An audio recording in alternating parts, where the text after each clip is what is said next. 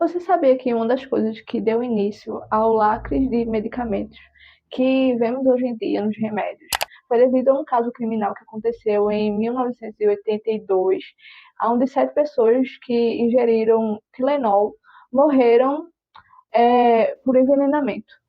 E se você quer entender mais sobre esse caso, fica nesse vídeo que eu vou contar tudo para vocês. Olá, sejam muito bem-vindos ao meu canal e se você gosta de casos criminais, você está no lugar certo. Então, deixa o seu like aqui, se inscreve nesse canal, teremos vídeo toda sexta e bora pro caso. Isso ocorreu em Chicago, nos Estados Unidos, em setembro de 1982 e foi um dos casos criminais mais misteriosos daquela época. E aconteceu de uma forma bem comum. A primeira vítima se chamava Mary Kerriman. O ocorrido com ela foi no dia 28 de setembro de 1982 e ela era só uma garota de 12 anos que tinha acordado gripada naquele dia e seus pais tinham dado uma cápsula de Tylenol para que ela tomasse. E meia hora depois, ela do nada apareceu morta de uma forma misteriosa. No mesmo dia, um homem que era funcionário do correio, ele se chamava Adam Janus. Ele tinha 27 anos e ele morreu de uma forma repentina após ter tomado o mesmo medicamento. A família dele acreditava que ele tinha morrido de um ataque cardíaco fulminante, mas não era bem isso. E aquilo dali era só o começo do pesadelo que estava acontecendo. Estava para acontecer com aquela família. No dia do seu funeral, enquanto seus familiares tinham se reunido ali para lamentar sua morte, seu irmão Stanley e sua cunhada Teresa, eles tinham decidido tomar Tylenol porque eles estavam sofrendo de muitas dores de cabeça. Devido ao trauma e a tristeza que eles estavam tendo ali naquele momento, devido à morte dele. E eles acabaram tomando o mesmo frasco que o Adam tinha tomado. E poucas horas depois, eles morreram de forma misteriosa também. 3 dias seguintes, após o funeral, mais 3 pessoas tinham morrido de forma inesperada. Mary, de 31 anos, Paula Prince, de 35 anos, e Mary Heyman, de 27 anos. Foi nesse momento que a autoridade percebeu que todas aquelas pessoas tinham ingerido Tylenol antes de morrer. E logo, rapidamente, eles começaram a fazer testes no corpo das vítimas, que revelou que havia cianeto no corpo delas e também no frasco do remédio. Logo, então, as pessoas de Chicago perceberam que estavam lidando com um envenenador sério.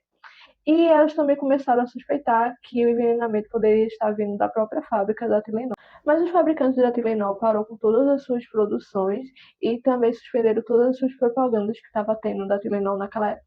E aconselhou ao público a não tomar nenhum remédio com acetaminofeno, que era um dos principais componentes do remédio da Tylenol. Eles fizeram um recall dos produtos e recolheram mais de 30 milhões de frascos. E também proporam uma recompensa para qualquer pessoa que trouxesse qualquer tipo de informação de quem poderia ser o assassino. Com o recalque que eles fizeram, foram descobertos mais alguns frascos contaminados além de Chicago. Após o recolhimento dos produtos, a empresa ofereceu um reembolso e também substituição dos produtos para aqueles consumidores.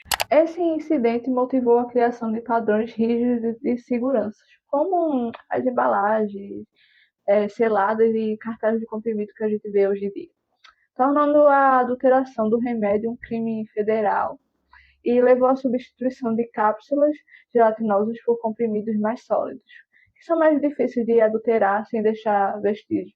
Os frascos que estavam contaminados, eles tinham os lotes diferentes e também eles foram produzidos em fábricas diferentes. As mortes, elas tinham acontecido numa área específica de Chicago. Então, tipo, toda a suspeita que tinha sobre a fábrica Tylenol, que se chamava Johnson Johnson, foi descartada. Isso levou os policiais a uma conclusão bem mais assustadora, que alguém poderia ter comprado vários frascos de Tylenol e trocado as cápsulas por cianeto, e depois ter devolvido ao supermercado e também às farmácias para que alguém fosse lá e comprasse. Ou seja, a morte daquelas pessoas não foi algo planejado, foi algo que aconteceu por acaso, sabe? Os remédios estavam lá e, tipo, eles acabaram comprando e tiveram o azar de pegar um envenenado. Em 1983, houve até um pedido de um analista da FBI chamado John Douglas, junto com a autorização da família, para um colunista de Chicago da Tribuna, chamado Bob Greene, para publicar a localização e o endereço do túmulo da Mary Kerriman, que foi a primeira vítima. O objetivo deles era atrair o criminoso para o local. Mas esse local acabou sendo vigiado por meses e o assassino nunca apareceu por lá.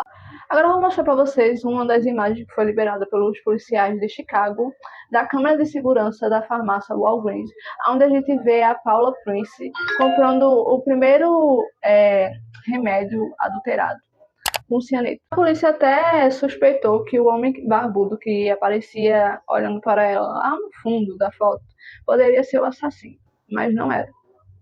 Então o FBI iniciou uma das maiores investigações da época. Eles interrogaram vários suspeitos, tais quais como Roger Arnaldo.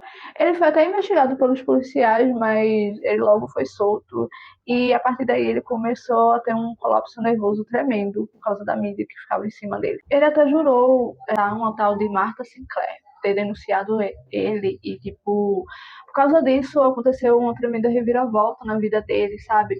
Então, no verão de 1983, quando ele foi tentar assassinar ela, ele acabou, tipo, confundindo com um tal de John Stanish e o assassinou. E por causa disso, ele foi condenado em 1984, cumpriu 15 anos de prisão e morreu em junho de 2008. Eles também tinham suspeitado de uma mulher chamada Laurie Dean. Ela era professora e ela sofria de vários transtornos mentais. Ela já tinha envenenado pessoas, matou cara a tiros e também atacou uma escola. E antes de ser presa, ela se suicidou. Ela foi considerada suspeita temporariamente, mas logo os policiais descartaram, viu que ela não tinha nenhuma ligação com os assassinatos do Tylenol. Anos depois, em 19 de maio de 2011, os policiais suspeitaram de um tal de Ted, porque a família dele morava em Chicago naquela época. Mas o Ted ele negou ter manuseado o cianeto de potássio, porque não era do modo operante habitual dele. E os investigadores até coletaram o DNA dele para fazer investigação, mas não tiveram avanço. E por último suspeito temos o James Williams. Ele foi um dos principais suspeitos, pois ele tinha enviado uma carta de extorsão para a fábrica Johnson Johnson, a fábrica de Tylenol, pedindo R$ 1 milhão, e se não desse 1 milhão, ele ameaçou dizendo que haveria mortes. E ele também ameaçou o presidente chamado Reagan. Ele ameaçou dizendo que iria envenenar ele, ia mandar através de um avião daqueles de controle remoto, sabe? E por isso ele acabou sendo preso por extorsão e pegou 20 anos de cadeia. Mas sobre o caso não acharam nenhuma prova contra ele, até porque ele morava em Nova York na época dos acontecimentos. Embora que os documentos de justiça foram divulgados em 2009, tem apontado ele como culpado. Léo sempre negou a autoria e ele enviou também amostras de DNA e digitais às autoridades em 2010. O Léo também afirmou que se o FBI agir de maneira justa, ele não tinha com o que se preocupar. E ele continuou negando os envolvimentos no homicídio, mesmo depois de tudo aquilo que ele fez, sabe? O que podemos levar de bom dessa história é que esse crime levou a indústria farmacêutica a melhorar seus medicamentos, as suas embalagens. Fora isso, infelizmente, o assassino ele nunca foi descoberto, só houve muitos suspeitos. O caso foi esse, gente. Eu espero que vocês tenham gostado. Deixa o like aí e deixa nos comentários alguns casos que vocês têm interesse que eu venha comentando aqui. E é isso.